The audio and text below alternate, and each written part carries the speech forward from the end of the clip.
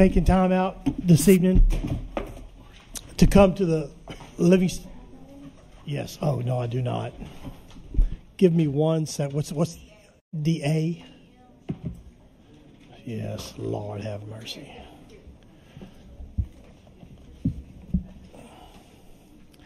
Thank you all so much for coming out today. Today is, all public notices have been sent out. This being Thursday, November the 21st, 2024. It is 6 o'clock at the Livingston Parish Council Chambers. This is an official meeting of the Livingston Parish Council. So,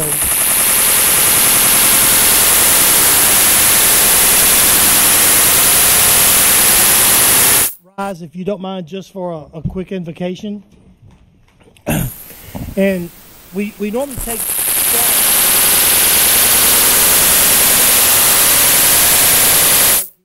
meetings. I'm the one. So if you don't mind, let's take a minute and we'll go to the Lord. Father, thank you so much. And I'd like to say thank you for, most of all, for your assurance. Your assurance that we call blessed. And that assurance is that Jesus is mine. And because of that, there is a foretaste that we have. And that foretaste is a glory that is divine. And we have that assurance because because I am and we are the heir of salvation. And we have that because you purchased us. And we're purchased by God. So, and from there, I'm born of your Spirit. And because Christ lives in us, we're washed in your blood. So I pray at the end of this day, every day, that this be my story. And at the end of my life, that this would be my song, that I would praise my Savior all day long. Amen. Mr. Billy Gibson, would you lead us in the Pledge of Allegiance? Yes, sir. I pledge allegiance to the flag of the United States of America and to the republic for which it stands, one nation, under God, indivisible, with liberty and justice for all. Thank y'all so much I had so many good things, quotes, positive things I wanted to say. I really do. I got stuff you would just be great, but for the sake of keeping y'all here all night, we'll move right on through the agenda. Ms. Sandy, would you call the roll to make sure we have a quorum here tonight? Here. Mr. Mangus, he's on. Here. Okay. Mr. Shavers? Here. Mr. Wascom? Here. Mr. Taylor? Here. Mr. Coates? Here. Mr. Goff? Here. Mr. Watts? Here. Ms. Sandifer? Here. Mr. Erdy? Here. All are present. All right. We have a quorum here tonight. Just a reminder, check, just quick check on your cell phones, just so we don't get too much interrupted. Also, item 6, this is a standing item that we keep on the agenda. It says public input. Anyone wishing to address an item agenda, you're welcome to. Let me just say this. There will probably come a time in America where we as a public won't be able to have our voices heard. But ever since I've been in the City of Denham Springs City Council and ever since I've been on the Livingston Parish Council, we have always kept that line of communication open between anybody who sits in our audience and anyone who sits up here. So please, if there's something that you must say, do not hesitate. Raise your hand and we will accommodate any way we can to get you to the microphone. John, I do want to call a point of privilege again. I'd like to ask Mr. Moody there, please, have you read the agenda for tonight and is everything in proper order? It is, yes. Okay, thank you. All right. Thank you, Mr. Joe. Also, real quick, council members, please remember just to speak into your microphones as such. We have presentation, a couple presentations tonight. I'm going to pick up, I got some people that kind of want to get through some specific items, so if it's okay, let's jump straight to item number 10, Parish President's Report, if that's okay. The first thing being an introduction of an ordinance for 2024 budget amendments and the 25 budget, Mr. Mickey McMorris. Thank you, Council. Mickey McMorris, Finance Director. Mr. Randy did want to send his apologies that he could not be here tonight. Miss Dee Dee lost her grandmother, and the memorial services are right now. So he's attending that service at this time. So before you will see this is the budget. Miss Sandy has this electronically, and it's my understanding that will be posted in the parish news. The official journal tonight, I believe. The official journal. And you'll also see a large piece of paper, and I apologize. This is the capital improvement budget. So this is a list. For the younger folks, they won't have a problem with it, but older folks, you have to get your readers out. So this will list all of our projects. It's in progress now. Some of them are in progress. Some of them are finishing up. But if they expanded past 1 year, they'll be on here. So some of the things you'll discuss tonight with the overlay program, it'll be at the bottom here. That's your DPW. So those are our projections. And I think it's. Ms. Sandy, will you read the introduction of the ordinance for the introduction for the ordinance? For the budget. Would you read by title, Ms. Sandy? This will be proposed ordinance 24-32. It's an ordinance amending the 2024 budget and adopting the 2025 budget of the Livingston Parish President Council relative to the general fund, special revenue funds, debt service funds, and capital improvement funds. The public hearing will be at 6 p.m. on December the 5th. Thank you so much. I know Mr. Angus has had this discussion and spent time with the Finance Committee going through the budget. Again, everyone will have copies, so it'll be up for an adoption at the which meeting, Sandy? December 5th. December 5th. So, Mr. Angus, do you have any comments? If not, maybe a motion to introduce? No comments. They were very good as far as administration. Turn your mic on, man. Oh, sorry. No comments. The administration did a very good job and explained it, and it was nice of them to let Mr. Erdy, Mr. Watts, Mr. Goff, and myself go over it. They answered questions. I make a motion. To introduce? Is there a second? I'll second. Second by Mr. Goff. Any discussion? All in favor say yes. Yes. Yes. Is there any opposed? That one carried unanimous. Let's, real quick, under Parish President's report, let's jump to the addendums so we can get these knocked out the way. Under Parish President's report, these couple items have placed on the council. A1, a consideration of the protest filed by R.J. Daigle & Son contractors in regard to the contract awarded for the Livingston Parish Drainage Improvement Program. Mr. Chris Moody, I believe, didn't you request that these be placed on the agenda? Yes, sir. Turn your mic on there, Chris. Push the mic in at the base, or pull it out at the base. Is your battery in there, Lonnie? Help him out. Yeah, can you hear me? No, it's not red. It should be lit up red there. Lonnie, help him out with the battery. Make sure the battery's in there. Can you hear me now? Yeah. Go ahead. Good. Thank you. This is a project on your road program drainage bid, and it's a big project, and it's a public works bid, so it had to go out for public bid. So this first came before you, and you accepted the low bidder, and all of it looked pretty in line there. Your low bidder, however, determined they made some errors in their calculation of the bid, and the law allows them to back away from it if they file the right paperwork to do so. They did so, and the administration allowed them to withdraw that bid.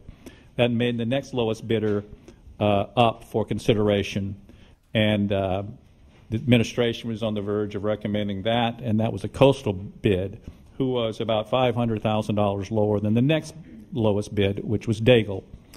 Daigle has now filed a formal protest of that award, and to give fair hearing and to give some due process to that, the parish president wanted to let this council make the decision on this bid, and so you can hear both sides' arguments. I provided you their position papers in advance so that you're fully aware of the factual situation. Engineer Billy Taylor is here to help us walk through and tell you a little bit about it. Billy, you want to tell them about anything more about the process up to date?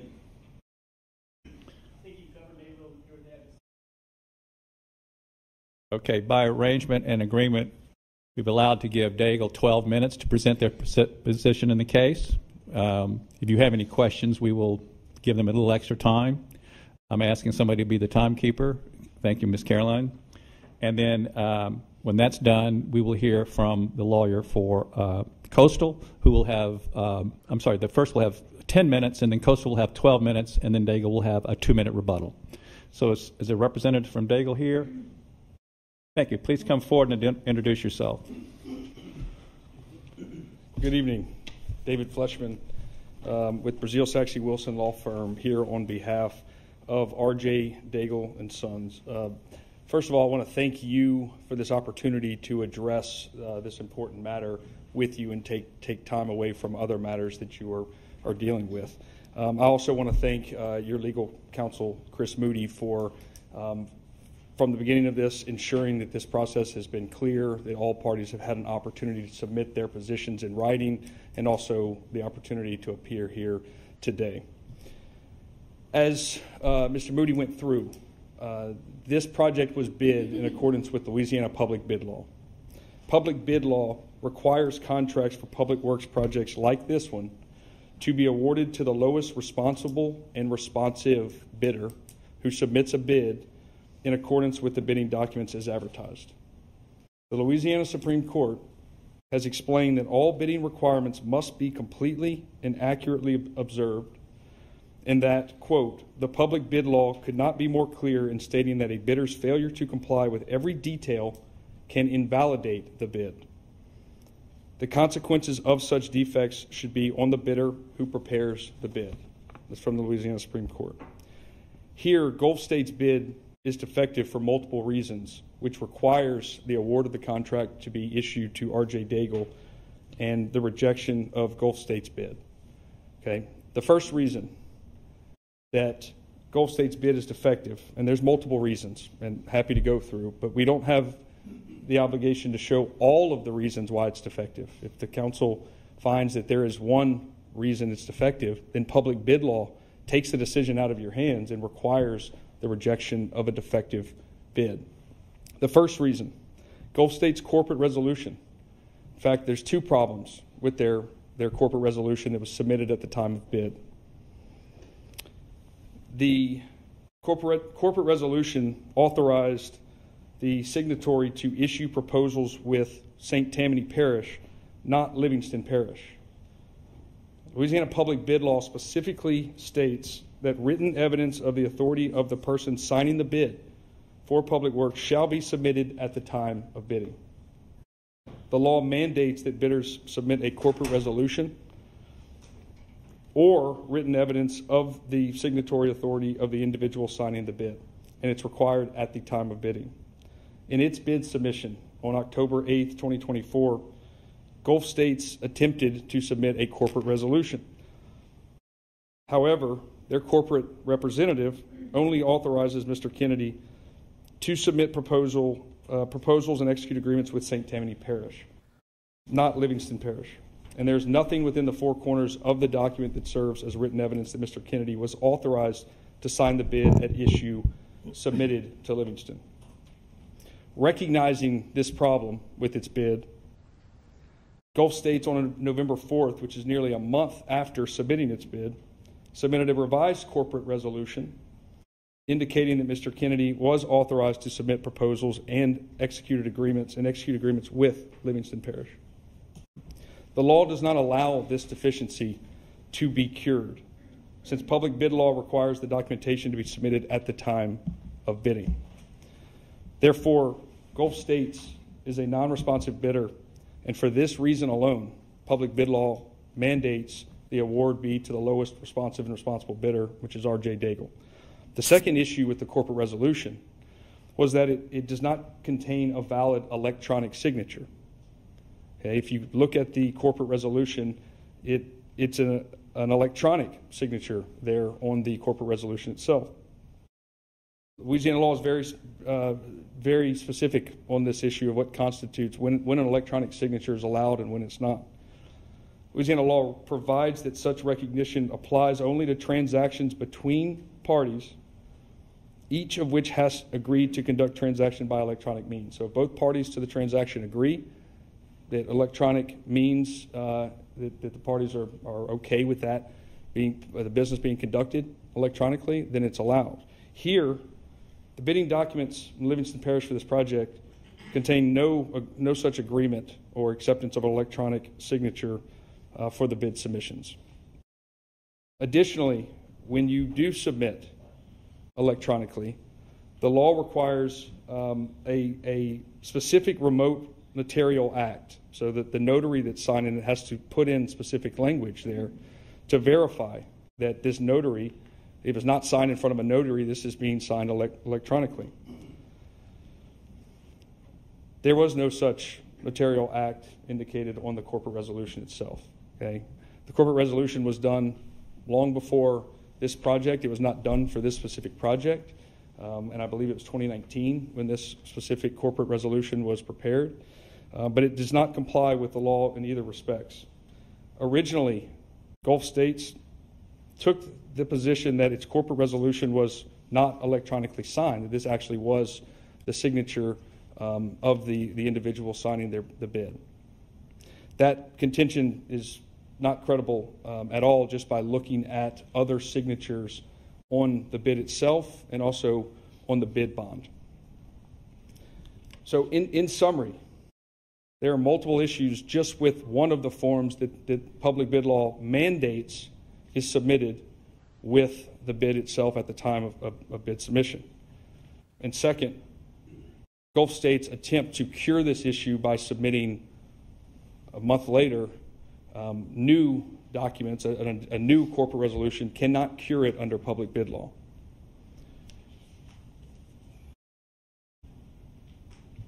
Second issue is a requirement for the e-verification affidavit. Now, this, unlike the corporate resolution, public bid law requires certain documents to be submitted by the apparent low bidder within 10 days after the bid opening. One of those items that's laid out in the law is an e-verification affidavit. And that affidavit was not provided by Gulf States with its original 10-day documents. So as Mr. Moody pointed out to you, neither one of us were the apparent low bidder at first. There was a first bidder that pulled their bid after noticing a calculation error. Okay, so when bids were originally opened, we were number 3, and Gulf States were number 2. Okay, after then we all split up one. Okay, at that point in time, Gulf States had 10 days to submit their post-bid documentation. It's laid out in law what can be required and what is required. One of those things is the e-verification affidavit. That e-verification affidavit was not included with Gulf States' submission at all. Okay, and one of our arguments is that they failed to submit the 10-day documents timely after they were notified that they were now the low apparent bidder. Okay, but even when they submitted other 10-day documents, it did not include an e-verification affidavit. The e-verification affidavit is required in Title 38, 22-12-10C. And the law expressly prohibits a bidder from either bidding on a job or contracting with a public entity for public work within Louisiana unless the company verifies in a sworn affidavit that, 1, the company is registered and participates in a status verification system to verify that all new employees in Louisiana are legal citizens of the U.S. or are legal aliens. And 2, the company shall continue during the term of the contract to utilize a status verification system to verify the legal status of all new employees in Louisiana. Okay. No e-verification affidavit was submitted, which in and of itself bars the contract from being awarded to Gulf States. There are several other issues. I know we're probably running... Got 1 minute. 1 minute, okay. There's several other issues as we have briefed, but this is a very clear issue. We litigate these cases all the time, as I'm sure Gulf States counsel does as well, and your counsel is very familiar with the law on this, and the law has been abundantly clear. The mistakes or any failure to comply with the requirement that the law requires or that the bidding documents require renders a bid non-responsive, which requires that the contract be awarded to the next lowest responsive and responsible bidder, which in this case is R.J. Daigle. Subject to any questions, I appreciate your time and attention to this matter. Thank you. We have another speaker to come up. I'll be from Gulf States. Is that correct? And I think you might have another chance to come back if question. If there's, you want to come up and give us 12, yeah. Come up and give us your name and address, please. Patrick McGoey, 900 Porter Street, New Orleans, Louisiana. I represent Gulf States Services, LLC, and its sole owner, Blake Kennedy. Gulf States' bid for this drainage project was approximately $500,000 less than R.J. Daigle's. As my opponents mentioned, the low bidder, apparent low bidder, had a calculation error and withdrew his bid. And so you all came to Gulf States as the second low bidder. There's no doubt that Gulf States complied with the bid documents. The parish makes the bid documents, sends them out for a bid, and Gulf States submitted the documentation as provided for in the bid documents. And after you all told them he was the second man up, he submitted the post-bid documentation as required by the bid documents. Then Daigle's lawyer came in and said, hey, wait, he's missing this and this is wrong. So we provided the information that they asked for and said we hadn't provided. None of that was provided for in the bid documents. So we submitted the bid, and the bid form that this parish used is not the bid form that is the present bid form in Louisiana law. And there's some differences, one of which on the first page where you signed the bid, where Mr. Kennedy signed, there's a footnote on the bid document that says, if someone other than the corporate officer signs for the bidder/contractor, a copy of a corporate resolution or other signature authorization shall be required. Well, in this case, Gulf States is owned by one person, Mr. Blake Kennedy. He's sitting right here. He signed the paperwork. He gave you an affidavit or a corporate resolution that said, I'm the sole member of this company. So he complied with the bid form. He gave you a document saying, I'm the sole owner, sole member. He wasn't instructed to give you a corporate resolution. He did, and now they want to say there are problems with it. But that's not what the bid document said. Just said, make sure if you're the owner that you're letting us know that you're the owner. And that's what he did. As far as the post-bid documents, they weren't referenced in the bid documents either. And so we submitted them. Whether they want to complain about that or not, the fact of the matter is we complied with the bid document. And the law says when you're not the low bidder, but you're the second one, the parish has to give that bidder not less than 10 days. It doesn't say 10 days. It says not less than 10 days to submit the post-bid documentation. So we did. It wasn't within 10 days, and they say, oh, well, we read the law that you only have 10 days. Well, we read the law when it says not less than 10 days to mean that he has more than 10 days. And so we say we complied with the bid documents and the law. So we believe we're the lowest bidder. Saves the parish almost $500,000 by going with us, and we think that we should be awarded the contract. If for some reason you find our bid to be defective and not comply with the law, I represent to this body that no bidder satisfied the law, because no bidder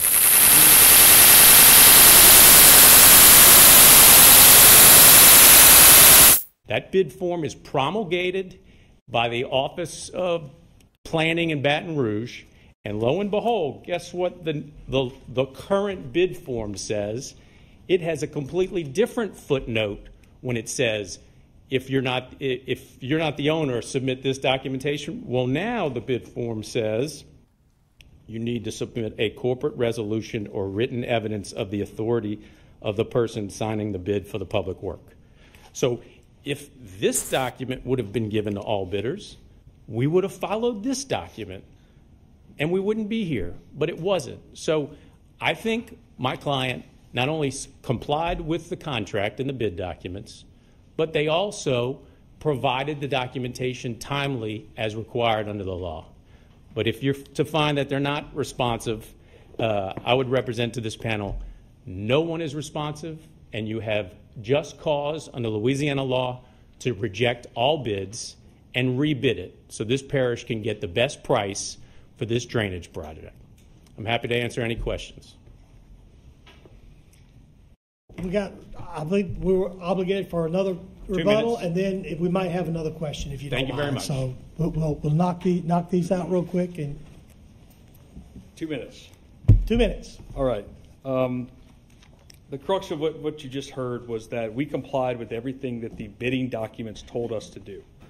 Okay? The law mandates more than that. As you can imagine, the amount of public projects that are let and the amount of public bodies and engineers and attorneys across the state that are putting these documents together for $1 million projects, okay, all over the state requires you to follow public bid law, which is certain requirements in the law and also certain requirements as stated in the bidding documents. The Louisiana Supreme Court, in its most recent decision addressing public bid law, has explained that bidding instructions which conflict with the statutory requirements and procedures set forth in the public bid law are not valid. They're not valid.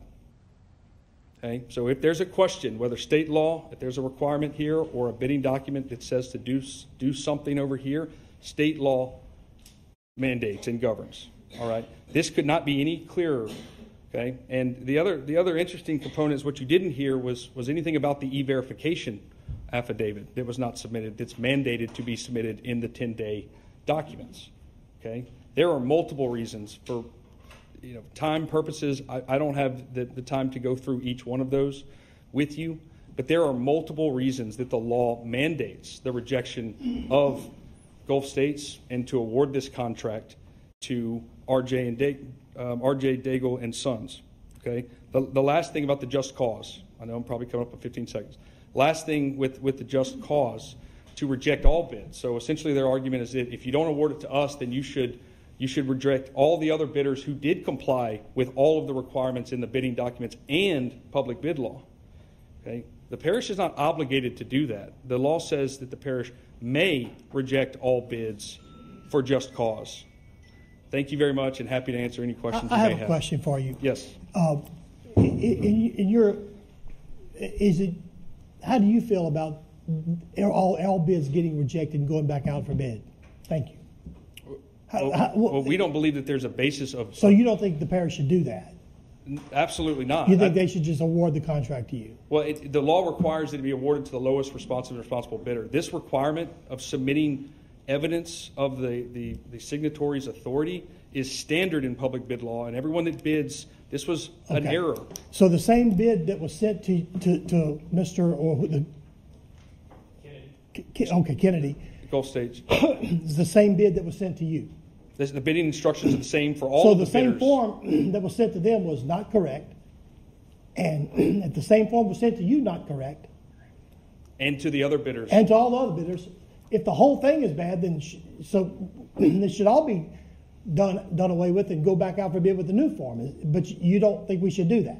No, I don't. I don't think that there's a basis of doing it. What the law requires, and everybody bidding on these documents understands, is that you need to submit a corporate resolution or evidence. The fact that now, after the fact that we've looked and they believe that it says it just has to be if it's someone other than the parish isn't required to look outside the four corners of the document. The point of that rule is to submit a statement that shows who is authorized. So not only does it say that, and the reason for this, I understand it may seem like a technicality here. We understand that, but this is what public bid law requires so that it avoids all of this. And so, first of all, if you were to move forward based on a corporate resolution that only authorizes their signatory to sign contracts in Tangipahoa or Caddo Parish, but not here, then at some point in time, if they feel like, well, we want to get out of this before the work actually starts, well, then they may say, look, he didn't even have the authority to do this. Okay? If it's someone other than the person that's identified, okay, the point is to make sure that the parish has at their disposal when they review this, when bids are opened, they know exactly who has the authority and the power and is authorized to submit a multi-million-dollar bid. And they're held we to have that, done and that. they're held to uphold that contract. Absolutely. Obligate. And we have done that as well, as far as I know, all of the other bidders who submitted a bid. Except on for this. the low bidder who miscalculated and withdrew his. Right, which happens from Which time to happens. time. Look, if you don't mind, Mr. Moody, so Yes, sir.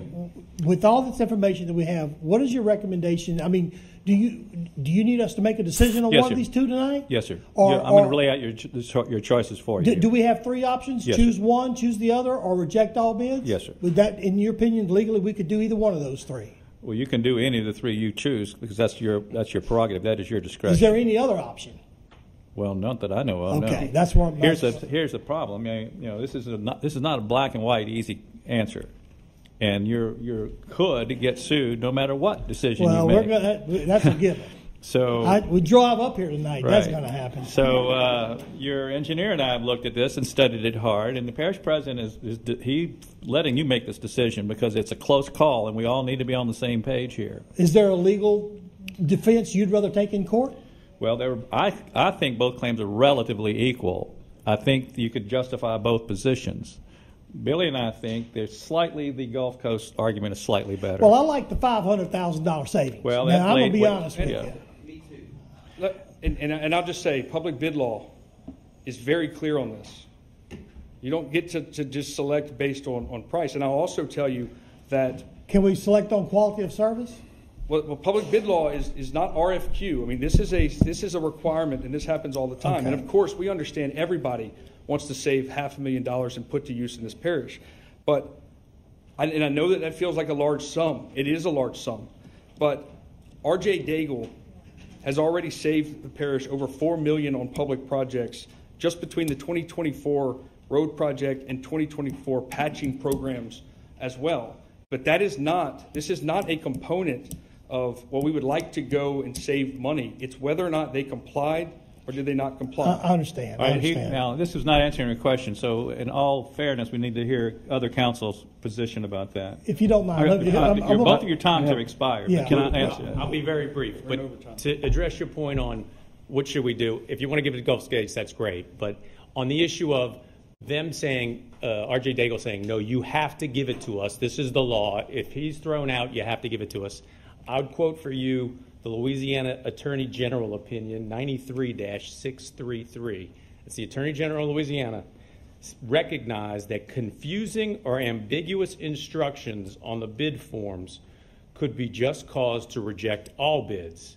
And I quote the AG, in some situations there may be confusion or ambiguity in the language of the organization of the solicitation documents which constitute just cause to cancel the solicitation in fairness to bidders who have been prejudiced by the lack of clarity. My client complied with the bid documents. It was not the right form. And now they're coming in saying, oh, the law says you didn't comply. Well, we didn't comply because he filled out the forms that were provided to him by the parish. So you do have three options. I think you should choose either door number 1, Gulf States, or door number 3, reject all. All right. I have a list of council members that have some stuff to say. Let's start with number 1, Mr. Mangus. And look, we'll if y'all could just speak one time, we'll bring it to a vote. We got a council meeting to run All here. right, So, Mr. Mangus. This is for Mr. Moody. Is there any reason why, and I'm not throwing anybody into the bus, I just want to know, that our form apparently was different than what the state recommends? That would be a question for Billy.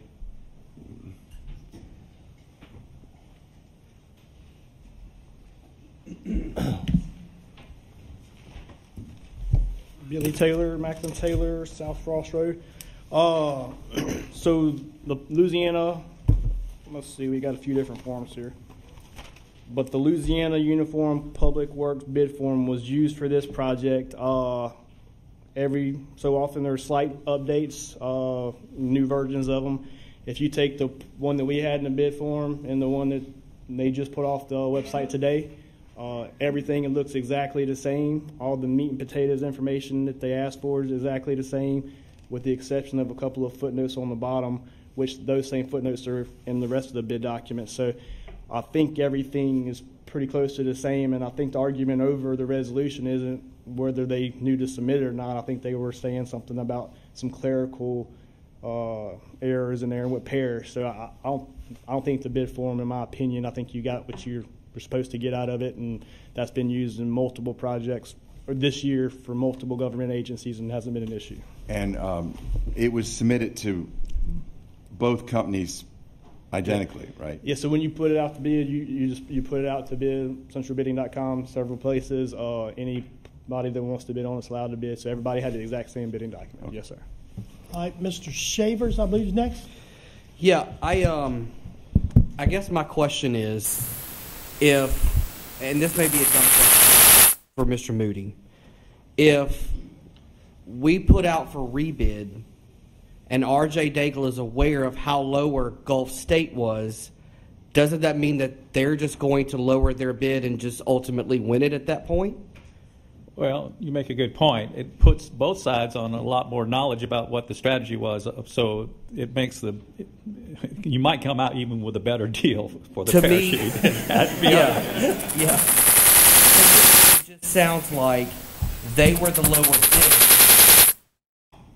They're protesting it because they feel like their submittal process wasn't correct. They're saying state law says they're complying. They were second, so to me it just sounds like we didn't win, so let's just see how we can prolong this process, to me. But that's all I got. Next is Mr. Coates. You're in the queue. Joe, did you want, you're on the queue now. I don't know if you want to speak or nothing, Dean.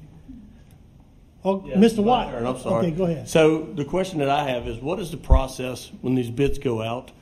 I heard y'all say that there's a computer system that y'all get the bids off of. Is that correct? Billy? Anyone? Yes, there's a bidding. It's essentially advertised publicly to anybody who wants to bid on this project has the opportunity to submit a bid.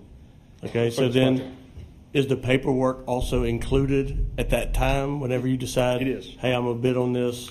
I'm sure you push a button or something and all the files come up and say, hey, answer these questions and follow these procedures. It is. All right, and then how do y'all get that back to the parish?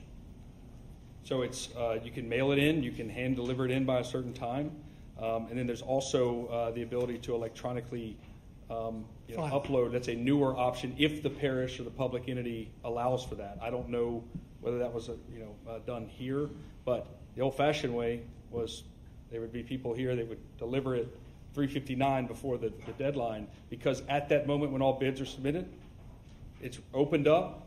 They're looking at the bid price form, and they read aloud who is the lowest bidder.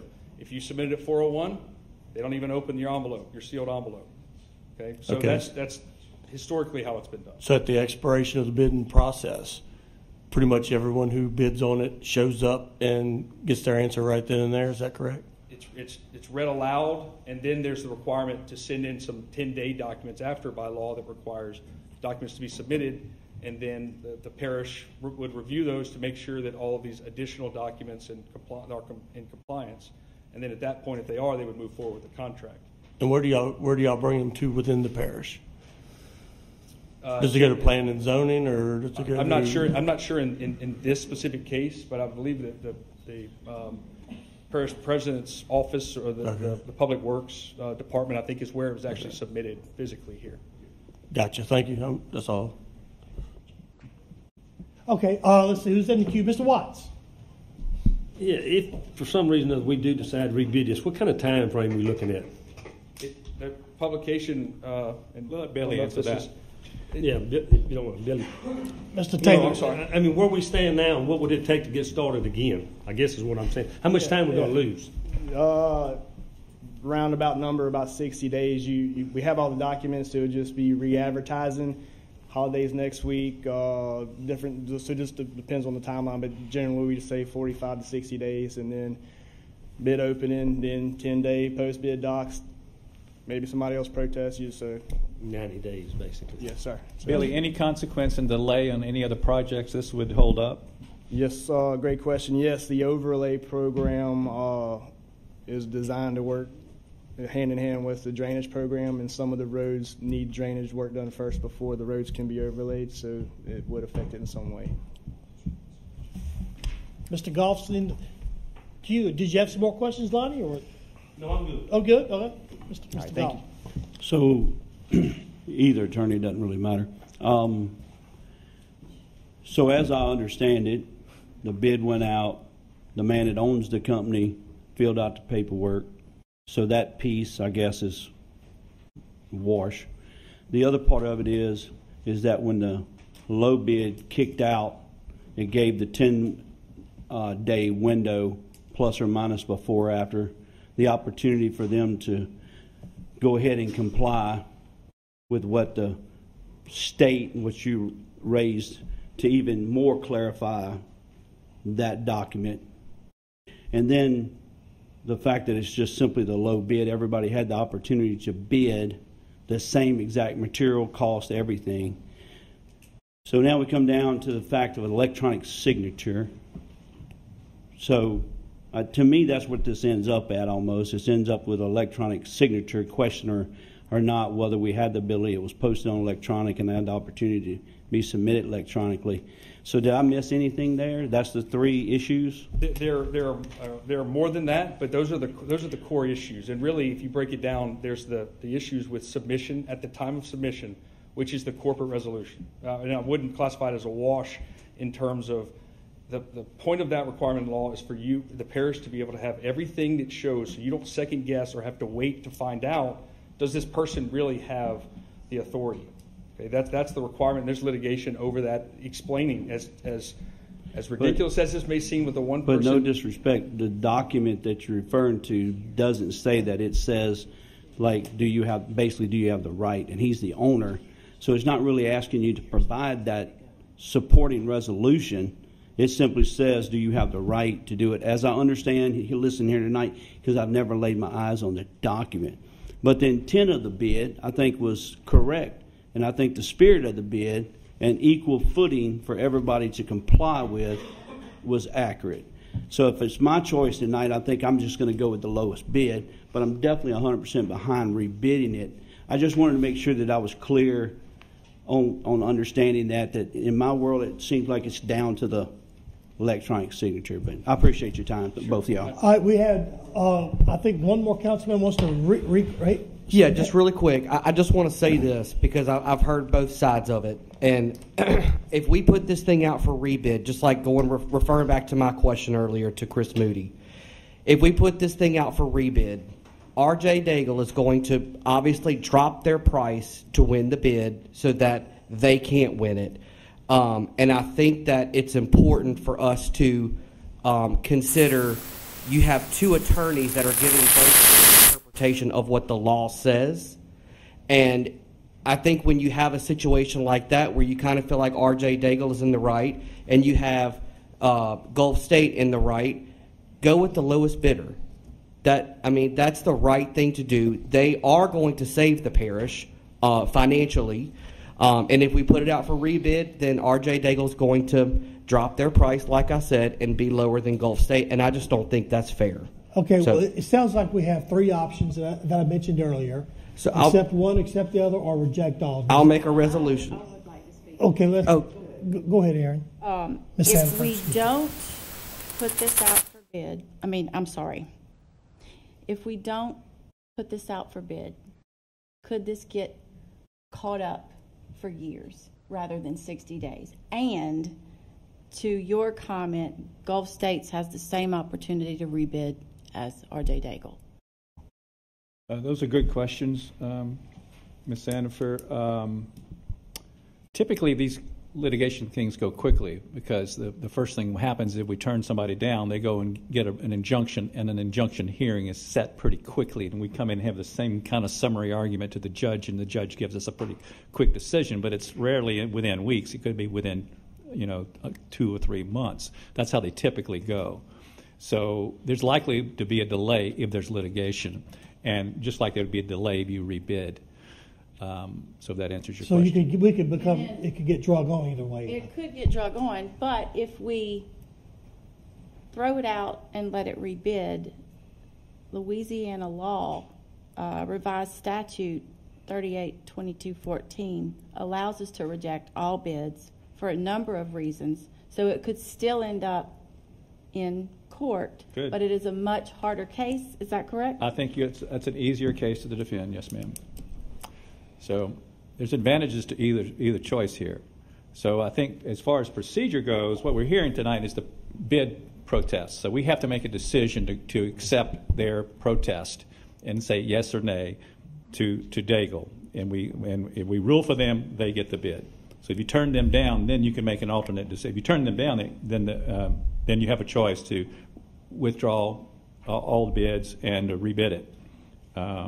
Otherwise, it would go So to... it's three options. Yeah. Mr. Joe, you had a quick question? Yes, I do. We've been talking about R.J. Daigle rebidding and probably dropping their bid to try to get the contract. But really, this is kind of like an open book for both parties to have the opportunity to rebid. So it's not like one person is going to drop their bid. There's two people can rebid. Two parties. All right. Is there a motion? I make a motion to accept Gulf States as the lowest bidder. Is there a second? Wait 1 second. Yeah. Wait 1 second. Mr. Moody, didn't you say that we have basically two votes? We have to vote We have to make a decision on the accept their protest. petition or not. Right. We need to vote first on the protest. Right. So either accept Before it or we can- deny it. Yes. Okay. And then after we do Then that, you can make the open then we can floor either for additional accept motions. the other one or we can put it out to rebid. Yes. I withdraw my motion. So And let me also just say this before you vote. You shouldn't make this decision on the basis that the money's lower. You should base it on the fairness of the bid thing. So I know that's in the back of your mind, but that can't be the reason you make this decision. No, I agree with you. But I mean, hearing both sides, I think, as you said, that they plead a little bit of an easier case. Mr. Mangus, you had a motion? Yeah, I make the motion that we vote to accept the petition protest from R.J. Daigle. If you want to rule for them, you would No, I'm accept not saying. it. So how do I word Deny it? the protest. Yeah. Deny. Yes. So we're going to vote. If we vote yes, we deny it. Right. I Does that second make sense? that. And if you vote No, they win. R.J. Daigle gets the bid. Yes. Correct? No. Well, yes. So what you want to, if you're denying it, then they don't win it. If you vote, so if you do vote yes for the protest, so if there's not a positive, if there's a positive Why can't we just make motion it? for Daigle, then you vote on that first. If there's not one, then there can be a vote to deny the protest. And so if you deny the protest and vote yes, then they lose. And then if they choose to throw it out completely, there's another motion after that. Well, then if that happens, if that motion passes, then you can consider whether you want to rebid the whole thing. I see. Or award the job. So the first motion is to either accept R.J. Daigle or not accept Right. their high bid. Right. Okay. I think Aaron has a question.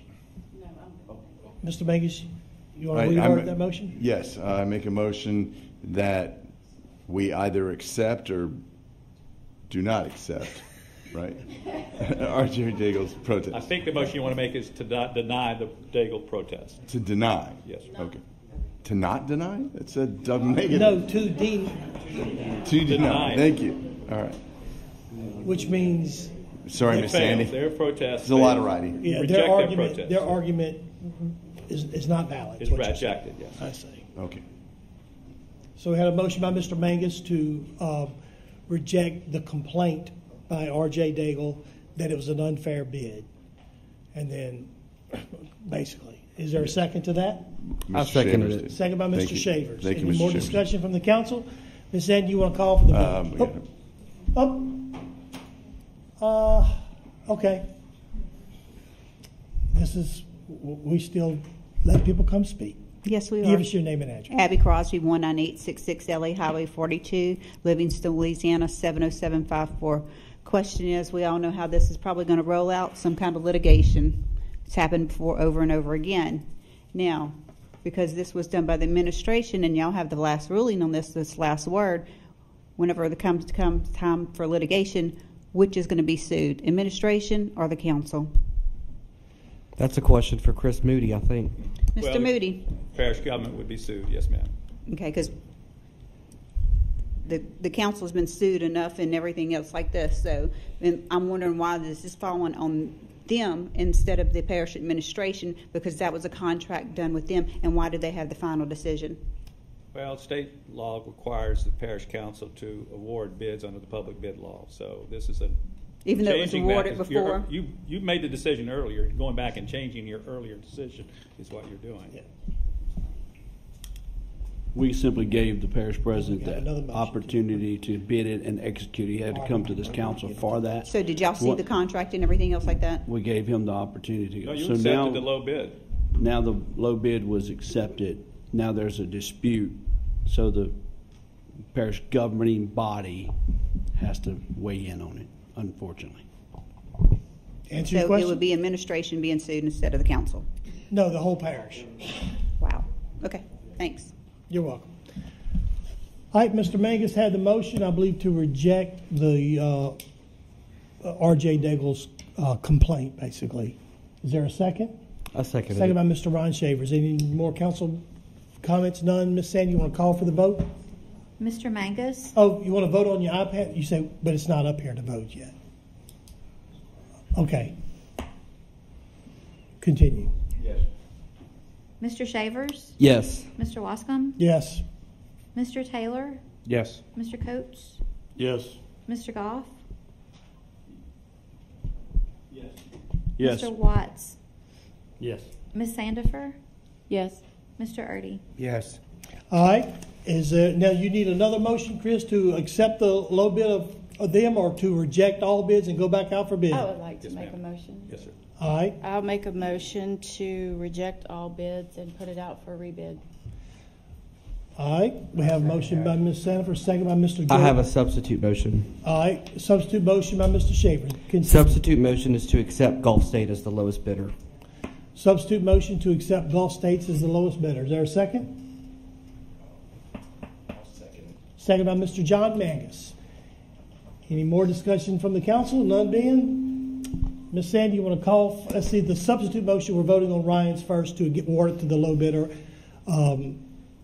Gulf States. Is that correct? Okay. Yes. Ms. Sandy, call for the vote, please. Okay. Mr. Mangus. Yes.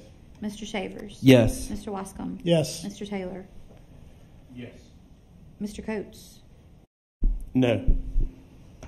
Mr. Goff. No. Mr. Watts. No. Ms. Sandifer. No. Mr. Erdy.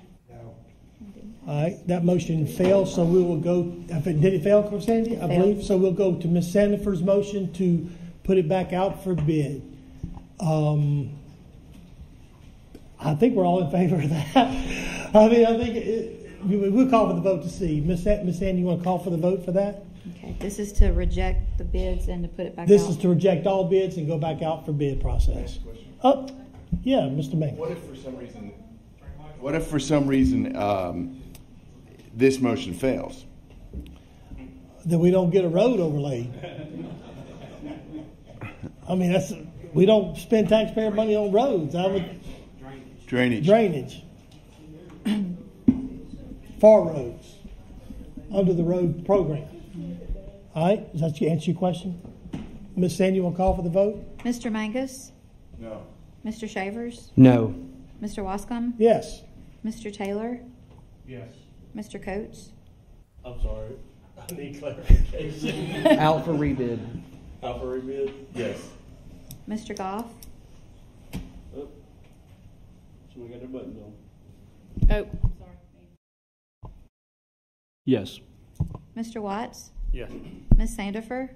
Yes. Mr. Erdy. Yes. Okay, go back out for bids. All right, we're Reject putting it the back other out. ones. We're putting it back out for bid now, correct? Is there anything else you need on this addendum, Chris, or that's done? So that. Thank y'all so much for taking time to come out. This, in all the years that I've done this, this is the closest I've ever come to some kind of court hearing. So I'm sure this may wind up in somewhere. What's that? Okay, let's go ahead and pick up Let's go ahead and pick up Addendum A2, Livingston Parish Finance Department adopt a resolution to accept and approve the 2024 audited great engagement letter submitted by Falk and Winkler. This also went to the Finance Committee. Yes. Mr. Mangus, did you want to? Yes, the Finance Committee approved. Mr. McMorris, do you want to address it, or do you feel you need to? Unless there's any questions. No, yeah. I mean, this was the same group that did the audit for 2024. Yes. With the new administration coming in, they changed from the old one, went to the new one. Right. So this just would engage them to do for the next year. Yes. Is that a motion by Mr. Mangus? Yes, it is. A second by Mr. Ricky Goff. Any discussion? All in favor say yes. Yes. Any opposed? None being. Ms. Sanford's here, so just put absent or something for that. But let's see. Also, there's another item on that. Adopt a resolution to accept and approve the statewide agreed upon procedures received from Falk and Winkler. This is just approving the process by which they audit. Mickey, is that what that is?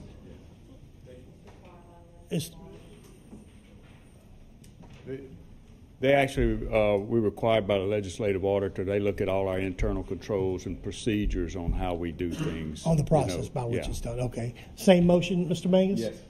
Same second by Mr. Yes. Yes. Any opposed? That motion carried unanimous. All right, let's jump back to adopt the minutes. Well, let's go back to item number 8. Mr. Coates had placed on the agenda carbon, I believe, a CO2 Alliance presentation by Allen Parish. Do you have someone here for that, Mr. Coates? No, actually, they called. There was a emergency, and they were unable to attend. But Mr. Roland Hollis is a police juror in Allen Parish, and they are creating an alliance in order to fight carbon capture sequestration throughout the entire state. And he wanted to come and speak to our council about it, so he asked that he be put on the next agenda. Next is in this one or the following? No, the next agenda. Okay. Yes. So the item would be pulled for now. That's correct. Okay. Adopt the minutes of the Juban Crossing Economic Development District meeting. We had that, if you recall, a few minutes before the last council meeting. Is there a motion by Mr. Mangus to approve those minutes? Second by Mr. Billy Taylor. Any discussion? All in favor say yes. Yes. Any opposed? That motion carried unanimous.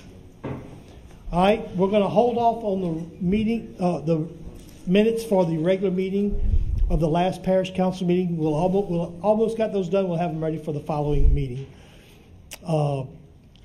Let's see.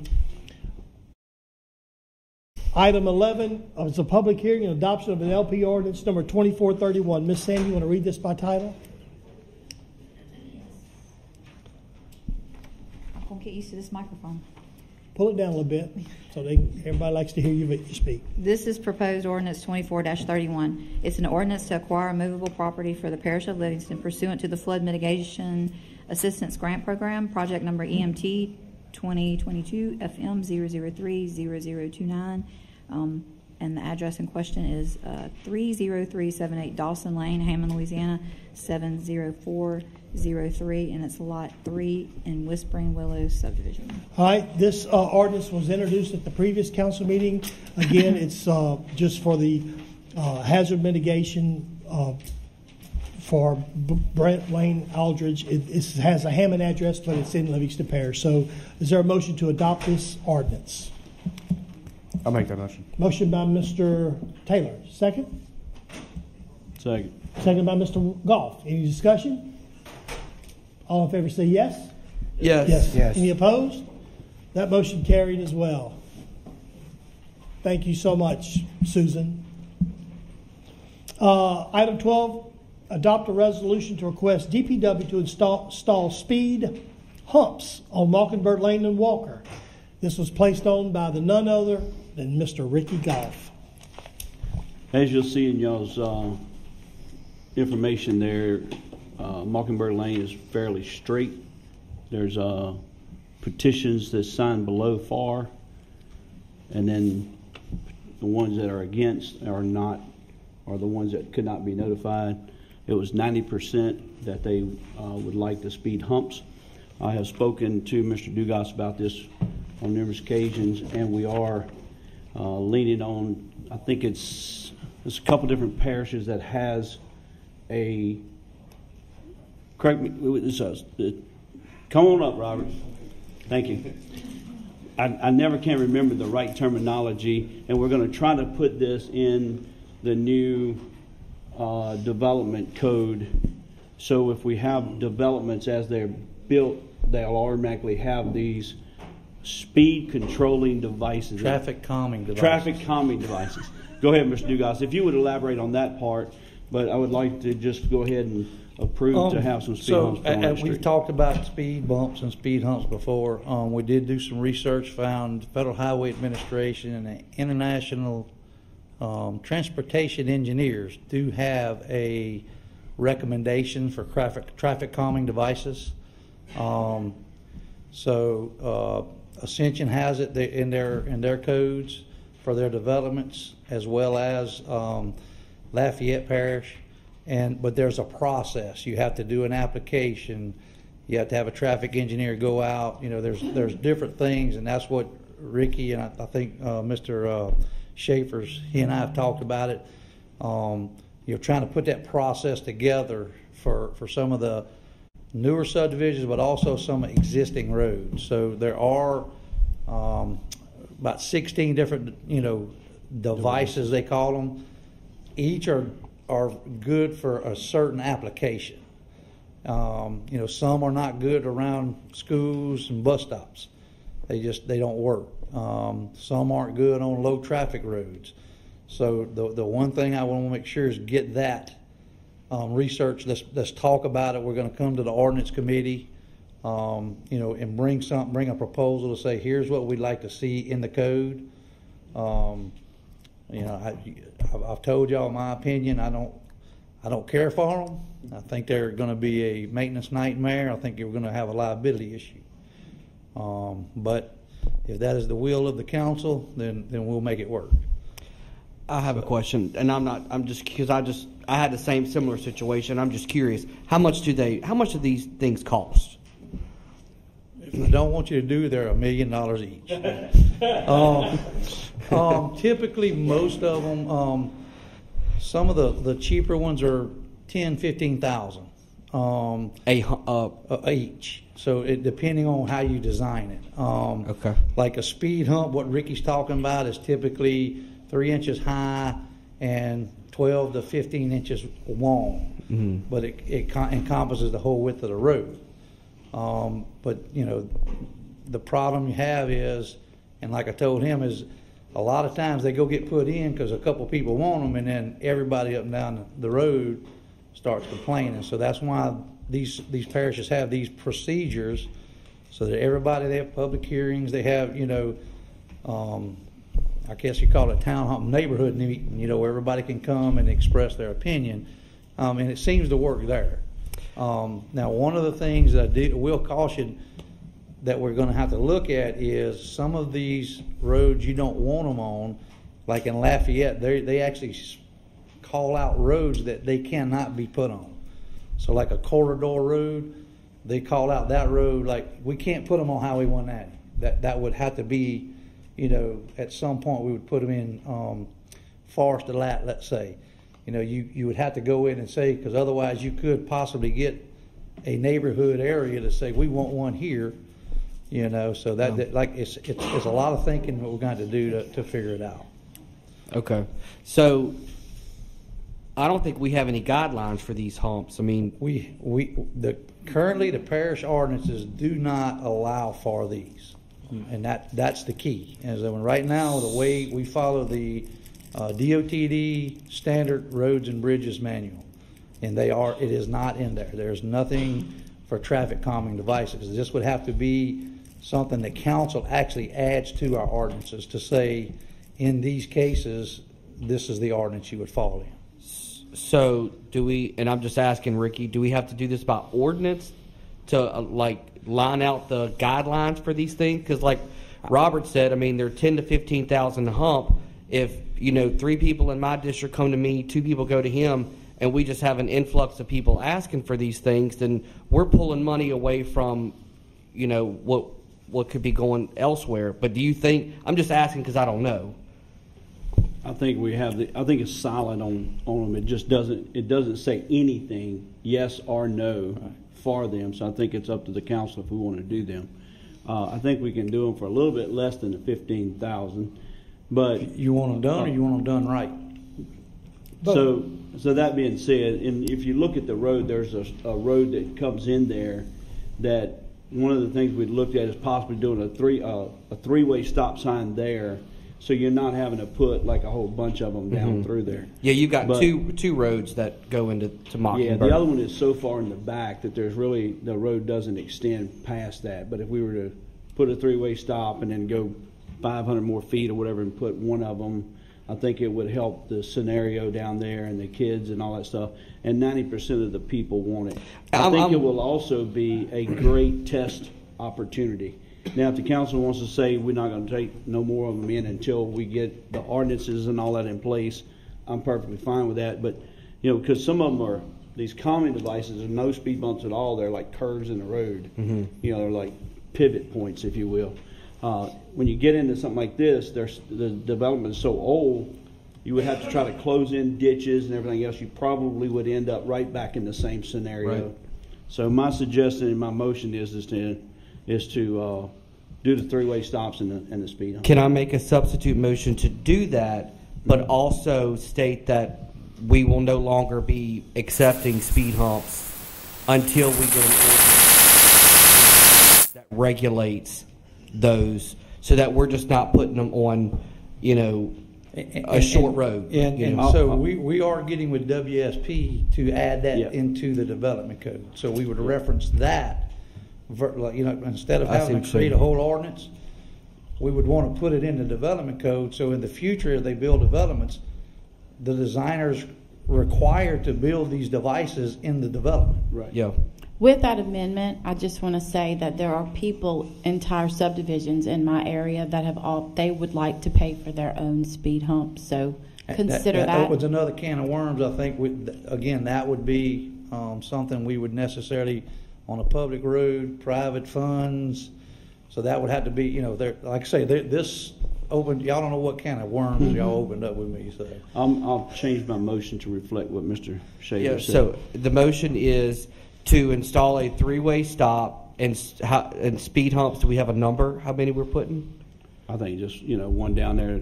It's 1,100 foot. Zachary Schulte is saying 3. Yeah, but if you use the stop sign as a three-way stop device, yeah. Come up and come on up and give us your name and address. I was going to call before we made a decision. And Zach Schulte, Walker, Louisiana, in Ricky Goff's neighborhood on Mockingbird Lane. Stop signs aren't going to work. I know he said that a few people's going to want it and they're going to complain. I've knocked on every door that lives down that road, and 3 people didn't answer. And that's the ones that's on there that either no or for. They just didn't answer. Everybody else is for it. They want it. Nobody slows down. There's a lady that babysits down there, and she's got traffic in and there all day long. There's stay-at-home moms down there that order Amazon and UPS all day long. They fly down there doing 45. The speed limit's 20. We've had 18-wheelers come down there and get stuck because they don't read the signs that says no outlet. It doesn't work. Stop signs aren't going to do nothing. They're going to run the stop signs as well. They already do it. The one stop sign that is there on the cross street, they don't stop at that. They've got little kids that are out there riding bikes. They got old people that walk up and down that road. I mean, to not do it because we're worried about $10,000, I'll pay for the first one if that's what y'all want to do. I don't care. But you're going to either have to pay for those and do the right thing, or have a little kid splatter on the front of a car, and then it'd be a lawsuit for there. I make a motion to do the 3, and if you want the stop sign in this motion, I'll do it. It's up to you. I think you're going to waste your money on the stop sign, to be honest with you, just because the speed humps is what's going to slow them down. You hit a speed hump doing 40, you'll rethink about speeding down a road. Nobody's going to write them a ticket for running a stop sign. I don't think it costs much to put in a stop sign. And it may not. I'm just saying, I don't, Let's do the 3 speed humps, stop sign at the 3-way, and from this point forward that we do not accept any more requests for speed humps until we get an ordinance that regulates. Yeah, there's some. Yeah, Real quick, what I would recommend is we actually get a traffic engineer that does this for a living to make a recommendation, rather than us just say arbitrarily what we're going to do. This situation, or just for going forward? This one and any other. So that's part of it. That's not my expertise. I can build whatever you want me to, but I'm not a traffic engineer. There are people that go to school. That's their profession. That's their expertise. Let them tell us how many we need to put, where to put them, that kind of thing. That would be my recommendation. That's my motion on the table. I'm going to let Mr. Goff, So I'm good with it either way, and I know you want 3. Hold on. I know you want 3, and I know the stop sign is questionable, but it's a reasonable amount of money. Yeah, you could, if you want to do the stop signs, I understand. I'm just saying, if you do one in the middle of that road, you're still going to leave 1,000 feet this way and 1,000 feet this way to accelerate. Yeah, both ways. One's not going to do nothing. So I'm willing to meet it in the middle in there, and that is the stop sign and 2 speed humps. It's going to be a really good test thing for us, and we'll try to strategically put them where if a third one does come back once we get in the meats and the potatoes of this thing and it requires a third one, we'll look at that. But I think that'll solve your problem, help your problem, and slow people down a lot. And but that's my motion, is to do up to 2 speed humps and the stop signs, and then get as much data as we can on speed humps. I second that. All right, we've got a motion by Mr. Goff, seconded by Mr. Shavers. Let me call on. I appreciate you coming up, Zach. Real quick. Miss Sandy, you had. Y'all tell me where the 3-way stop's going to go. Is it Duff Road? Turn your mic on. No, it's what's that first street to the left? It's on the map. Let me look here. I never remember. Need to know the name of the road for the resolution. Okay. Mr. Moody, you had a question? I don't ordinarily get into your business about these things, but I'm compelled to tell you that around the country they're frowned upon because they do create some liability problems. It's the last resort way to slow traffic down. The better way is to have deputies out writing speeding tickets, or these other devices like your speed is that. So there's the 3 prior councils to you all considered this and had very compelling reasons why people wanted it, because once you do one, you're going to be up here every week. I like the idea of a system so that you do them. It'll be rare and only when it's the last resort. So I would encourage you to be careful about opening this can of worms. And 1 or 2 other places around the parish, if the neighbors were willing to pay for the signs with the radar thing showing their speed, those have proved to be effective. Yeah. But the parish put them in if the neighbors would pay for the cost of the installation. So that's another idea. So, all right, Mr. Joe, are you in the queue? Robert, could you come up, please? Second. You were talking about you'd rather get engineers involved in it and let them study it and figure out a way to do this correctly. Is that right? What I'm saying is because of the liability, because of the other issues, we're just saying, okay, we're going to put 2 bumps up. Yeah. Okay, so where are we putting them? How far apart? I'm saying that may not be the best place. I don't know that. I'm saying there's experts that can tell you, hey, this length of road, this miles per hour, this number of traffic, here's the best thing for you to do. Well, here's the question, because these folks really need what they need for protection of the kids or whatever. How long would it take the engineers to get here and come up with an answer? We can get some kind of standard, I would think, in 30 days. Because they're waiting and hoping, Again, it's you task an engineer, hey, we want to slow the speed down. They're recommending speed humps.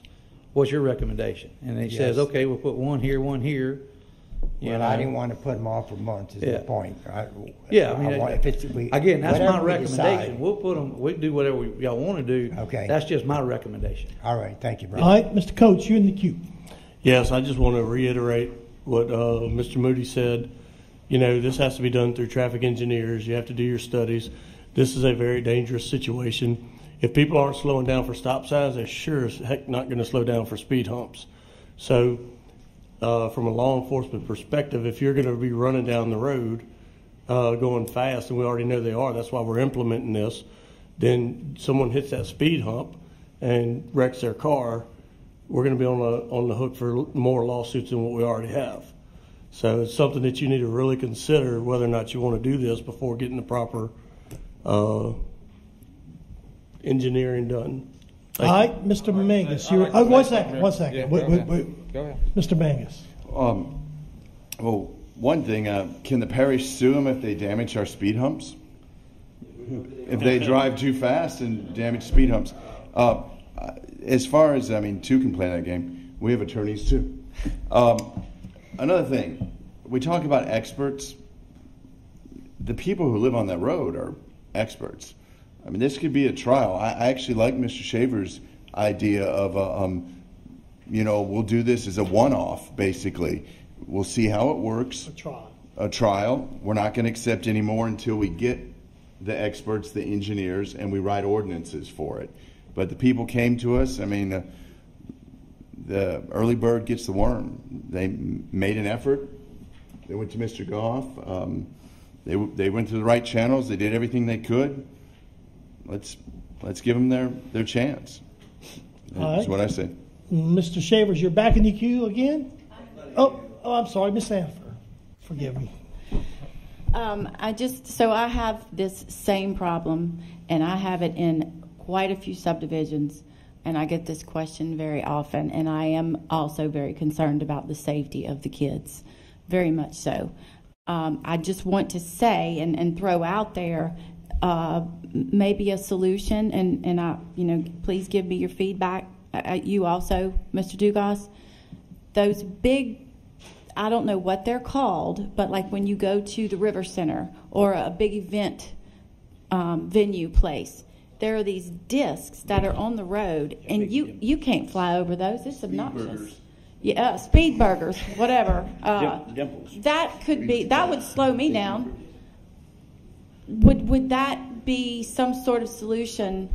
Again, I don't know. That's what I'm saying. I can install it. I don't know the particulars on that. We can definitely look at those. Okay. You know what I'm saying? There's all kind of things we can do. What I'm saying is I would just caution y'all, let someone that's done this way longer than Robert, and probably longer than some of you guys, figure out, you know what I'm saying? If that's what they do for a living, let them make a recommendation. That was my only point. All right, Mr. Shavers. So just really quick, I've had this same problem, and Robert and I have been working on it. Cecil Drive, those constituents down there, I met with probably, Robert, how many was it, 40 or 50 people that live on that road, and their main concern was people flying down there, and I'm not throwing the sheriff out there. He's doing everything he can with the resources that he's got. He cannot have a deputy sit out there 24/7 and give out tickets, just like he can't do it over there on Mockingbird Lane. But the people that are speeding, the constituents are videoing them and trying to do everything they can to slow them down. And it's not doing anything. And so I feel for the constituents over there on Mockingbird Lane, because I have a road in my area that's the same way that I felt that speed bumps, and I presented it. They said no, but that's them. They feel that, or 90% of the people on Mockingbird Lane that signed this petition feel like this is the right thing to do. We answer to them. We work for them. I know this is they're expensive, and this is just a trial run, and I think we don't take any more in until we get this regulated. But I think we should let this be our trial run. And if they've got people that are speeding on that road, we don't live on that road. He does, and other families do. I know what he's going through. So that's all. So my motion is to install 2 and not accept any more speed hump requests until we get ordinances that regulate them. That's my motion. And we had a second by Mr. Goff, I believe. That's fine. Before we call for the vote, did you have something you wanted to throw out? Y'all worry about the liability of the speed hump. So these aren't bumps. These aren't the ones that are going to rip the bottom of your car out. These are designed for if you do the speed limit, you go right up and over it. There's just like a transition, basically, is all it is. Yeah. What? Yeah. He just said that would go back to the engineering correct. design. Yeah. Where they would design pick the right point, kind. yes. Yeah. But in the same sense, yes, I have talked to all them people on that road and know the majority of them is traffic that comes down that road. It's what we want, it's what we're asking for at least to do it. And, hey, the little law courtroom we just had. I think y'all just about to save $500,000, right? I'm not sure. Joking. But yeah, please, I mean, that's what we're requesting. It would really help us. All right, thank you. Now, look, you. I'd like to ask, if you don't mind adding one thing to that. Before you install the humps, that you have good signage prior to that saying, drive that road every day, and they're going to be shocked out ridiculously when they drive there one day and run into it. So have good signage before it actually is put there. Just Ricky, how many signs? 2? Would you make that part of the motion Yeah, as well? absolutely. Okay. Yeah, we can get with Just Robert good signage and maybe before put some you install, reflectors. is I all like I'm what saying. Aaron said, but instead of the dimple, we just put some reflectors across there, just like you see anything else to say something up with a sign. But while you're there, there's Mr. Dugas, actually requirements for striping on a speed hump. very good. While you're there, because this is what started this whole thing. Oh man! This gentleman right here said they are not certified. I said speed bumps were not. But these ones that you are installing, they are certified by what is it? They are not certified. They are recommended as traffic calming devices by the Federal Highway Administration and the International Transportation Engineers. All right. So, Lonnie Watts, you got something? We need some more wisdom over here, buddy. Yeah, I don't think, and I'm just throwing this out there as far as labeling as speed bumps or anything. Options, what we got. Something else might work, like Aaron said, besides speed bumps. Hump, bump, whatever. You know. Well, and again, I'm just saying, look at other options. Yeah, besides, whatever y'all we decide. commit to that. You Yeah, know what I'm whatever saying? you decide. If you okay with it, I mean, you know. We're authorizing it, so whatever y'all pick. And again, so the speed hump is I want to say 25 mile an hour below. So when you get to a road at 35, you don't want to put a speed hump. You know what I'm saying? So there's other measures you put. So for the That's sake what of I'm saying. budgeting, let's put a dollar figure on it, Ricky. $1 million. If y'all do $1 million. What kind of dollar figure did you figure? 25,000. There's a dollar figure on it. I don't know that they're going to be that much, but they installed 2 of them, and there is a dollar figure. Mike. Oh, I'm sorry. It's based. It's going to be based off the asphalt price. So there's a set dollar amount because so if we install 2, it is that dollar amount. So as In long what as dollar so we install can 2 budget for it? Well, it's half of that because Mr. Schulte said he would pay for half. Oh, that's right. He did say that. Yeah. Yeah. All right. Well, we got a motion and a second. Any more discussion? Thank Ms. you. Sandy, you want to call for the vote? Oh, I'm sorry, Dana. Y'all both got it in the queue again. Go ahead. Go ahead. All right. I just want to add like an amendment to Ryan here. What about a stop sign or slow down sign along with the Okay, speed bump? so normally the recommend, in the I want to say the policy or procedure for that they have is you'd put signage with. So we're going to put a sign that says slow speed bump ahead. Yeah. You know what I'm saying? Yeah. As well as I don't know if you've ever seen I call it the triangle or V. Yeah. That has to be painted on the hump itself, so that you can visually see it and it doesn't look like a road that's level. So there's again when you say a speed hump, according to this data that I've got, the research that we went and found was that you're required to do that to put a speed hump in. Well, I'm just wanting I know Dean's going to talk, but we want to amend your motion. I agree with him, but I want to add that to it. Yeah. Yeah, okay. All right. Mr. Coates? I just want to say one more time, I think this is something we should really consider. I understand that y'all have a situation over there on your road, but every road in my district has the same situation, probably everyone's district up here. And once you start heading down the slippery slope, it could present a huge, huge problem in this parish because every road in this parish would have speed humps. And who's going to pay for that? For starters. And I'm not trying to be insensitive to what y'all are going through. I go through it on my road as well. But the answer to this is enforcement. We have to get better enforcement. Like I say, go back to my background, and you're going to have people who are going to go down this road because I know that those of y'all who live on there will probably respect them. But they have other people that may not live there and may go down the road and intentionally wreck their car and commit insurance fraud because the bumps are there. And then they're going to look back at us and say, why were the bumps on the road?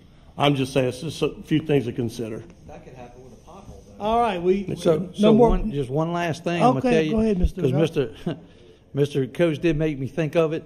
Also, remember, we're slowing cars down, but you're also slowing emergency responders down. So every ambulance, fire truck, or police car that goes down that road has to slow down that same amount to go over it. So that's why I caution where to put them. Sure.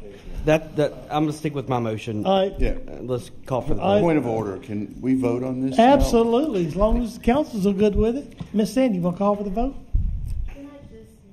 Turn your mic on. I'll restate it. Can I please make sure who made the motion and who made the second? Because Councilman Goff has done it twice or 3 times. You've made it maybe 4 times. I know. And I'm going to read the motion because it's been amended and added. And The motion was made by My Brian motion was Chambers. made, and that was to add 2 speed humps. And for Mr. Joe, we're going to include the 2 signs that say speed bump ahead. which is what you suggested earlier. Well, let Joe have the credit. Or, I'm sorry, Mr. John did. And then Ricky seconded. And one more thing, And Raven found where the 3-way stop sign. She knows where it's going to be. It's called Bob White Street. Bob White So Street. there'll be a installation of a 3-way stop. We're not doing a 3-way stop. Okay. Nope. All right. Well, that's Speed bump ahead. All right. And also, I think part of it was that we won't put any more until we write an ordinance. Yes, that's what I'm sorry. Yes, we will not accept any more requests. Ordinances have been And if this adopted turns to out to be a regulate. fiasco, then we'll just scratch. We'll blame Ricky. All right. So, Miss Sandy, you got that? You want to call for the vote? Yes. Please, Mr. Mangus. 11 speed bumps. 1, 2, 2 speed humps. Speed humps. Humps. With signage. 4. 4 signs. 2 on each side. Speed bump ahead. Okay. Mr. Shavers. Yes. Mr. Wascom. Yes. Mr. Taylor. Yes. Mr. Coates. No. Mr. Goff. Yes. Mr. Watts. Yeah. Ms. Sandifer. Yes. Mr. Erdy. Yes. I will say this, that I will. The motion carried, right? Yes. Yes. I will. Oh, don't take off. I will say this. I will commit to the council that after they're installed, like 3 months, 6 months after they're installed, and Robert says they're done, that I would like to visit with the whole neighborhood, and we get another consensus and maybe even some input on how they feel, so we can use this data in the ordinance to come as well. I appreciate you. All right. Oh, GoPro on the speed humps and live stream it. that would be funny. Y'all, I'd like to apologize. We went through an ordinance adoption a while ago, and even though people had the ability to speak, technically we didn't have an official public hearing. So this is in regarding to the ordinance for the adoption for the flood mitigation assistance grant program that we did a while ago. I'd like to open up a public hearing. Is anyone here to speak for or against 30378 Dawson Lane, Hammond, Louisiana, for Parish of Livingston, pursuant to a flood mitigation assistance grant program? Is anyone here to speak for or against that? This will be the official public hearing. None being, I will close the public hearing. Thank you all so much. Let's jump on to item 13, adopt a resolution to name an unnamed servitude Bland Road Bland off North Horseshoe Road in Council District 9. Mr. Joe Erdy. Yes, they're just looking for basically a red sign, not to be parish maintenance, and they developed some land and cleared it and put about a 2,000-foot nice gravel road down it, and they're just looking for a name for the road, which would be Bland Road. All right, motion by Mr. Joe. Second. Bland Road, seconded by Mr. Watts. Is that right? Yeah. Any discussion? All in favor say yes. Yes. Any opposed? That motion carried unanimous. Item 14, adopt a resolution to accept Preston Point Drive as a Type D road located in District 1. Mr. Lonnie Watts. Yeah, this road meets all the requirements For Type D road? Class D road. Motion by Mr. Lonnie Watts. Is there a second? I'll second it. Second by Mr. Taylor. Any discussion? I'm neither for nor against. I just want to make y'all aware that there's rules of these roads. I've actually looked at this road this evening. You got about $200,000 worth of repairs on it. This is a paved road with open ditches. Got to have a 60-foot right-of-way. they were supposed to provide y'all with a plat showing the servitude for the road. Also, too, you're supposed to have the property deeded to the parish along with mineral rights. This is section 58-13, criteria for a Class D road. If anybody would like to. That's Class C or Class D? Class D. Yeah, this is a Class D. Yeah, but to accept it, yeah. Just be careful when you've got 19 residents on this road, 19 properties. Just make sure y'all have it correct before y'all do it. It's 1,291 foot in length, so it meets that requirement. Yeah. So, and it's used by post office, mailboxes, and school buses, Sure. stuff like that. Yeah. All right, motion by Mr. Watts, seconded by, I believe it was Mr. Taylor. Any more discussion? Ms. Sandy, you want to call for the vote? Mr. Mangus. Oh. I have a question before. Oh, go ahead. Miss Sandy, maybe you can answer this. Were there any petitions required on this road? Is it coming into the maintenance system, or what are we doing with it? We got signatures from all the Turn your mic on there, Lonnie. We got all the signatures and the IDs. Okay. On this road. No naysayers on it? No naysayers at all. Okay. All right, no more questions. Ms. Sandy, you want to call for the vote? Mr. Mangus. Yes. Mr. Shavers. Yes. Mr. Wascom. Yes. Mr. Taylor. Yes. Mr. Coates. Yes. Mr. Goff. Yes. Mr. Watts. Yes. Ms. Sandifer. Yes. Mr. Erdy. Yes. Item 15, adopt a resolution to request DPW to put road reflectors and painted lines on Parkins Road in Council District 3, Miss Joe May Road. This is Mr. Taylor and Mr. John Mangus placed this on the agenda. It says reflectors or paint. So I could just say Parkins Road the other night. I was driving on it. It was raining, and I couldn't differentiate the road, the ditch, anything. It has been overlaid and sealed. No markings? There's no markings. Apparently, before our time, that to save money, they took that requirement out of DPW's requirements to mark the roads Or for the contractor. or the contractor overlaid it, yeah. to whoever overlaid it to do that. And so Joe May's just as bad. And I'm sure everybody has roads like this in the district. I've gotten with Mr. Is Robert still here? Mr. Dugas. Man, you asked me if I'm real stressed out. It wasn't. That's fine, Robert. If it was just me in the car, I wouldn't have cared. But I had my kids. It was just that road was rough at night. Motion by Mr. Taylor. I have a motion. Second by Mr. Shavers. I just wanted to say one thing. Turn your mic on. Yeah, Joe May, we put reflectors or stripes is because the fire department, I mean, I lived off Joe May for years. It's a beautifully paved road. It has one pothole in it, which DPW fixed very well, thank you.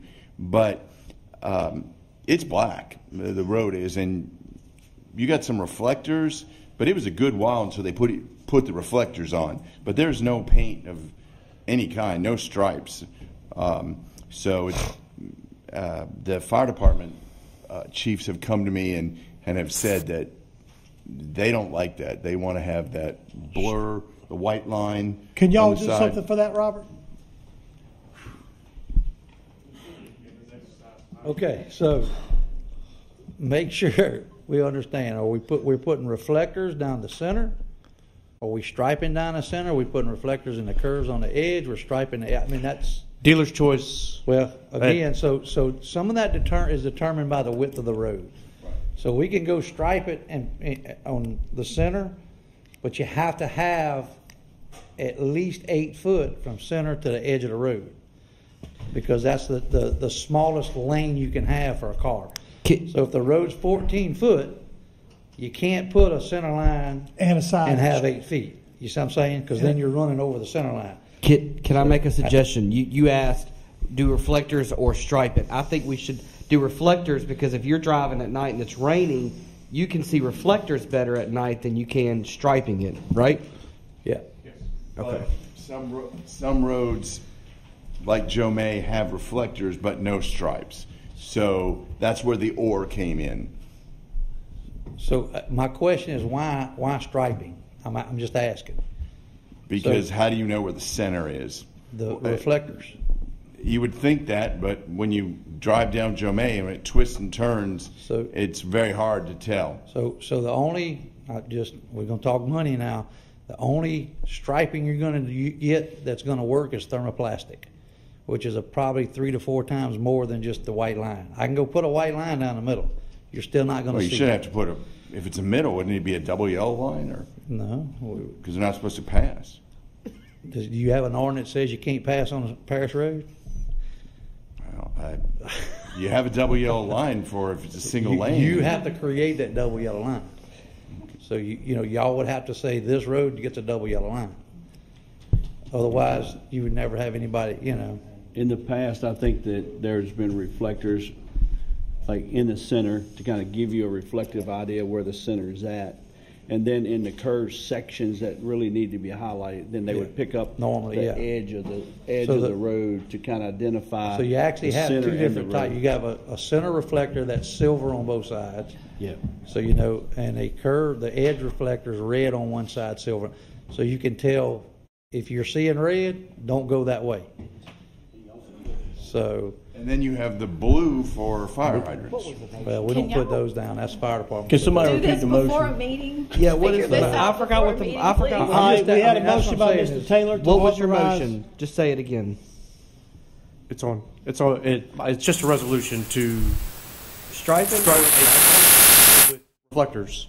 It's reflectors down the street. I'll Is there a second second by that. Mr. Shavers. All in favor say yes. Joe Yes. Joe Any May wrote opposed? also. Yes. You'll third it. All in there.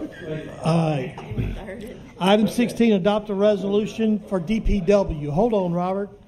Adopt a resolution to request DPW to put a slow down children present sign. This is on Strawberry Lane. Mr. Joe Erdy, place it. Turn your mic on there. Next time I'm bringing a stool. Well, you know where Strawberry Yes. Lane is, and there's children present on the road, and we talked about it, and we Yes. agreed the way to word this properly was slow down children present, Yes. not children on the road. Correct. And we agreed on that we could do that, and that's all I'm asking for, children present. So, or is there a specific address you want it? You want one at the beginning of the road, one in the middle of I'd the road? say about 100. There's nothing in the first 100 yards. It's kind of open, so about 100 yards down the road. Gotcha. Okay. Motion by Mr. Joe Erdy. Is there a second? Second. Second by Mr. Ricky Goff. Any discussion? All in favor say yes. Yes. Yes. Any opposed? That motion carries unanimous. Thank you, Robert. Adopt a resolution to add the following road to the priority list for consideration: Clearwater Drive, Council District 5, Miss Sandifer. I believe that's Shadow Springs, isn't it? Yes. Is It's that a one of the motion? entrances. That's a motion. Second? I'll second it. By Mr. Shavers. Any discussion? All in favor say yes. Yes. Yes. Any opposed? That motion carries unanimous. Am I going anywhere else? Item 18, No, you're good, Robert. Board reappointments and resignation. Item A, appoint Shane Hernandez to the Fire District Number 4, Mr. Shavers. Yep, we've already accepted Jeff Easley's resignation. And a motion to appoint yeah, I Shane make the motion. Hernandez by Mr. Ryan Shavers. Is there a second? I'll Second by Mr. Aaron Sandifer. Miss Aaron Sandifer. Any discussion? All in favor say yes. Yes. Yes. Any opposed? That motion carries unanimous. Before we leave board appointments, Yes, I would request that we lift the agenda to accept a resignation. we have Mr. Taylor has a resignation for the library board, and he wants to accept that resignation. And of course, it's not on the agenda, but to do that, we need to lift the agenda to talk about that. So it has to be unanimous. So is there a motion by Mr. Taylor to lift the agenda to accept the resignation of his library board appointment? Discussion? All in favor say yes. Yes. Yes. Is there any opposed? This agenda is lifted to add that. Mr. Taylor, what is your pleasure? So Ms. Shalisha Labat has emailed me yesterday morning, and effective immediately, she is resigning and decided to no longer volunteer her time for the library board. So I am accepting her resignation, and I will fill that slot in 2 weeks. All right. Motion by Mr. Taylor. Is there a second? By Mr. Shavers. Any discussion? All in favor say yes. Yes. Yes. Any Yes. opposed? That motion carries. All right. 2 weeks. Sandy will put that back on the agenda, I guess, if you want to do that. Okay. Committee reports. Pardon? I make a motion to go back to the original. Motion by Ms. Taylor, second by Mr. Mangus to go back to the agenda. All in favor say yes. Yes. Yes. Any opposed? None. That motion carries unanimous. All right. Thank y'all. Committee reports. Finance Committee, Mr. Mangus. We already kind of went over it, Kind of covered everything. so I think the audit and the Look budget. good. So Ordinance Committee, Mr. Coates. As usual, toward the end of the year, it gets a little slower, so nothing to report. We'll let you know when we get ordinances in the queue and we resume meeting. All right. Mr. Chris Moody. Nothing? You can think of something. I'm just kidding. All right. I have one more thing, John. Mr. Joe. I need Robert to walk up here one more time and walk back. So, No, I think he was joking. No. God dang it, Joe. All right. Before we, are you serious, Joe? This made 10K right here. 10K tonight. He was just kidding. Okay. I would like to say this in closing before the motion to adjourn. I hope everyone has a wonderful and pleasant Thanksgiving. And please take a moment and be thankful. Is there a motion to adjourn? Motion by Mr. Mangus. Councilman comments. Oh, did you have something? Yes. Oh, I'm sorry. Go ahead. I thought I called on everybody. I'd just like to let everyone know that elections, early voting starts tomorrow, so make sure that you get out to vote. We have a very important charter amendment on the ballot, so make sure that you, whether you're for it or against it, make sure you get out and vote. It's very important for the parish. Any more comments? Motion by Mr. Mangus, second by Mr. Taylor. All in favor say yes. Yes. Any opposed? That motion carries unanimous. I declare this meeting adjourned.